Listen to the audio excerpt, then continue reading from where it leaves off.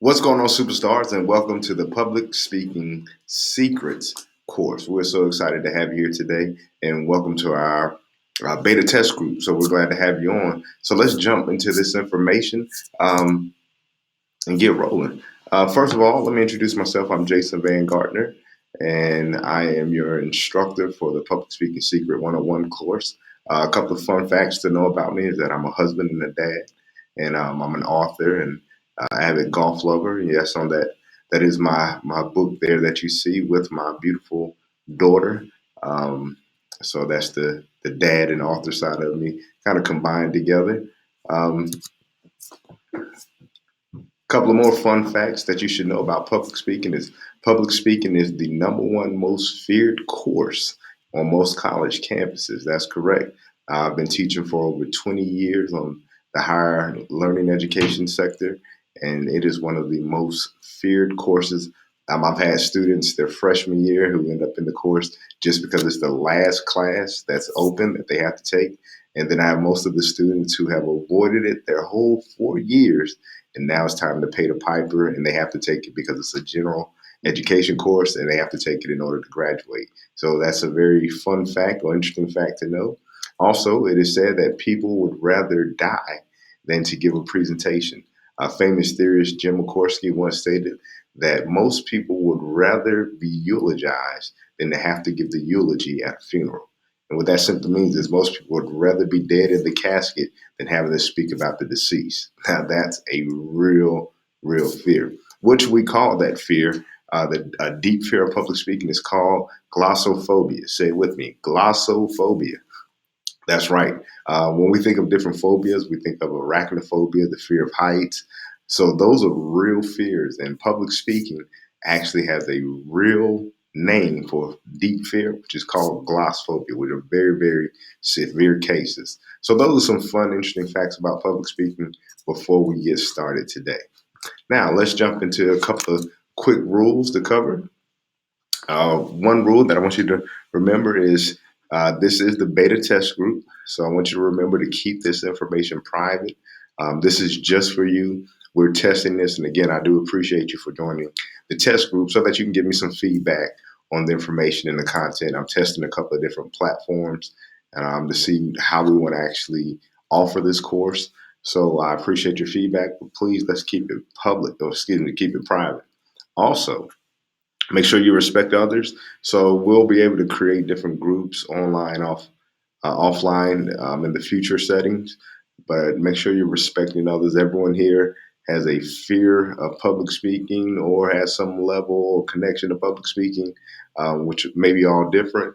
But we want to respect each other as we go through this journey. Also, take notes as we go through this session. Take notes. Write down things that stand out to you. You may hear some information that you've never heard before. You may also hear it presented in a way that you've never heard it before, and it may be some information that you can utilize. And a lot of this information, you'll be able to start using it immediately. It's very simplistic information, years of research and practice and using it. But I want to get this information to you so we can help increase your public speaking skills. Also, be prepared, or let's see, be open and honest with yourself. That's right. Be open and honest with yourself. This is your journey to improve your speaking skills. So it's okay where you. It's not about where you start. It's where you finish. So as we go through this process, be open and honest. If there are things that you don't know, that's totally fine. If it's things that you've heard before, don't just glaze over it because you've heard it. Because we may say it or state it in a manner that really resonates, or it may help you to say it in a different way. So make sure you're open and honest with yourself through this process. Also, it's the most important one. Make sure that you're having fun. The whole concept of this course and putting this information together is so that it's in a fun manner, a way that you can receive it and be able to apply it. Now that we have our list of rules, also because this is a beta test group, you don't have to worry about the attendance policy. Um, I'm glad you're here, but because it's a beta test group, you don't have to worry about the attendance policy. In some of our upcoming sessions and our other courses, there is an attendance policy, which basically just states that we want to make sure that whatever you're paying for or you're investing in, that you're getting the value, and the best way to get value is to be present. Now that we've talked about the rules, let's go down and look at our subjects, and we'll go ahead and jump into our material. Our course overview, we're going to focus on 5 major areas in this session. The first one is the URT, and you may not be familiar with that term, but it stands for the uncertainty reduction theory, which we'll get into a little bit, more detail as we move forward. But the uncertainty reduction theory is exactly what it sounds like. It's helping to reduce the uncertainty. And what does uncertainty normally create? Fear and anxiety. So the more we can reduce that factor, it helps us to start to decrease and lower our speaking anxiety, which is our second topic, which we'll talk about is what is speaking anxiety?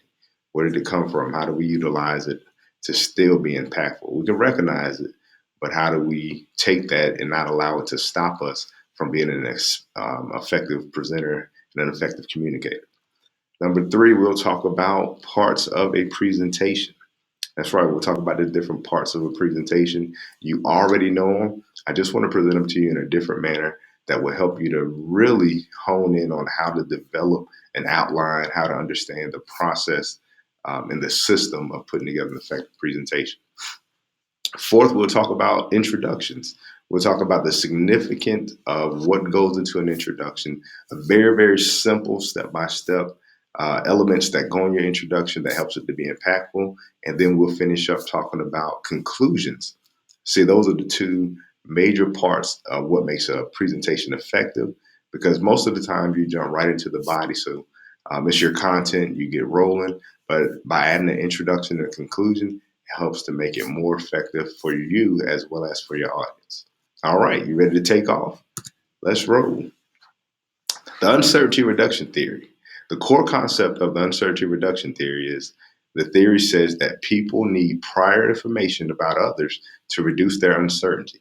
People feel unpleasant when they are uncertain about other person's behavior or action. So they try to reduce uncertainty through interpersonal communication. Now, you might ask, why is this important to public speaking? If I have to give a presentation somewhere, if I have to stand in front of an audience, why is the uncertainty reduction theory significant? And here's why. Before you can ever get comfortable with other people, before you have to stand on stage and talk to people, the number one thing that gives people anxiety is their fear of not knowing what does that person think about me. Who is this person? Why or who are these people? I have to stand up in front of them. Are they going to be judging me? Are they going to be looking at me strange? And that comes from not having any level of connection or not having anything in common. So in order to reduce that fear, that anxiety, the uncertainty reduction theory says that we have to identify different factors about people or audiences to find out what do we have in common. And a very simple way of expressing that is when you walk up to someone and you see they may have on a sweater or they may have on some Nikes or some shoes that you relate to. You can just ask them a simple question as, hey, those are Nikes. Are they very comfortable? I like to wear Nikes as well. It's something that you can just scan interpersonally and identify with something that you connect with. Now, traditionally, as an African American male, if I walk into a room that's full of people and then I see another African American male, maybe similar to my build, I'm going to be more likely to be connected or gravitate towards that area because we already have something in common. It's almost like saying, hey, I know these people could be weird or scary. So you're going to kind of gravitate to those who you have the most commonality with. So keep that in mind because the way it helps you to be more effective in your presentation, when you look out into your audience, you see all these strange people and strange faces. You can already identify with some of them that you already have stuff in common with. So you may see someone who has a brand of clothing that you like to wear, or me being, I wear the convertible look. I see somebody else who has the convertible look, or someone who has a beard. It already gives me something that I can at least relate to or connect with. So it's very important to understand this concept. And we're not going to go all the way in detail. This is something that I would definitely encourage you and recommend to spend some time with researching what is the uncertainty reduction theory. Look it up, Google it, do whatever you need to do. Go to the library and study it. It will absolutely change your perspective in life once you understand how to utilize this theory. which moves us into speaking anxiety. The uncertainty reduction theory, it was constructed to help us to reduce our anxiety, especially with speaking anxiety.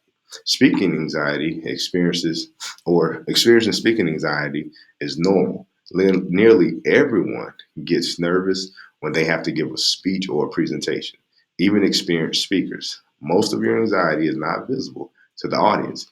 You may feel like you're shaking uncontrollably, but people in the audience probably can't even tell. A lot of times we magnify it more to ourselves than our audience actually sees. So sometimes you may feel like you're shaking, it gets hot, and a lot of times your audience can't even notice it. But because you feel it, we put more emphasis on it, and we'll even say, "Hey guys, do you know I'm nervous?" And some people in your audience they really can't tell. So it's almost more important that if we can reduce our feeling of anxiety, the uncertainty reduction theory, and then just present. What we teach in this course is the way we get over some of the speaking anxiety, learn to embrace it is off of three elements. We focus on having confidence, having competence, and then be able to make connections. Those connections help us to reduce our anxiety by making those commonalities, and then it's just like we're having a conversation. Now that we talked about speaking anxiety, let's go and talk about the parts of a presentation. So there are three parts of a presentation. Nothing new, you've heard this before. You have your introduction, your body, and your conclusion. Now it's just like writing a paper. Some people enjoy writing papers versus speaking. Some people like speaking over writing papers.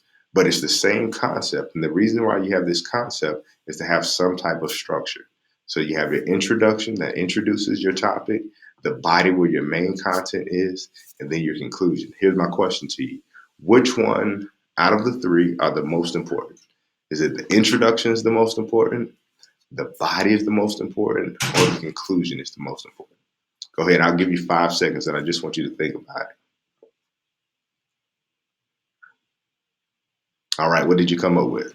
Introduction, body, or conclusion? All right. Here's the answer.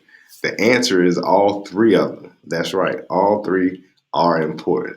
But the introduction and the conclusion is what makes a presentation go from just a content conversation or a content presentation to being an effective presentation by the way you utilize the intro and the conclusion. I'll talk more about that in a moment, but I want to give you the secret sauce of what a presentation really revolves around. The secret sauce is the goal of a presentation is preview what you're going to tell your audience, or preview it, view it, what you're going to tell your audience, and then review what you just told your audience. Another way of saying preview is pre-tell what you're going to say, tell what you're going to say, and retell your audience what you just told. How many times have you ever been in a situation where someone was speaking, you went to church or you went to a presentation? It's like, man, I felt really good about that. That they did a great job. And then somebody asks you, well, what did they talk about? And you're like, I don't know.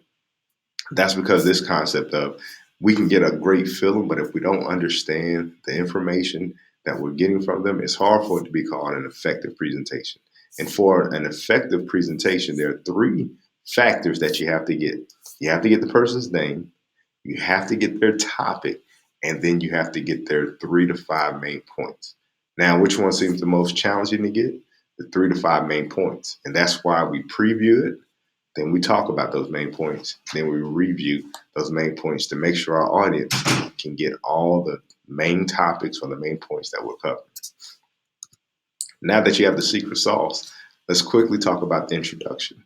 In your introduction, there are 5 elements that go into it: an attention getter, a credibility statement, a motivation statement, a what's in it for me statement, and preview of the main points. So, in your introduction, those are 5 elements that we'll cover later on and deeper in the course to help you really understand how to put together an effective introduction. Now that we talked about the introduction and conclusion, let's talk about the conclusion. Now, the first thing you do in a conclusion is to signal for the conclusion by simply saying, in conclusion. Then you review your main points. Today we talked about point A, point B, point C. And then you leave with some type of lasting impact statement. That lasting impact statement is something that brings it all together. You may refer back to your attention getter, but something that wraps it up. Now, well, I appreciate you for coming.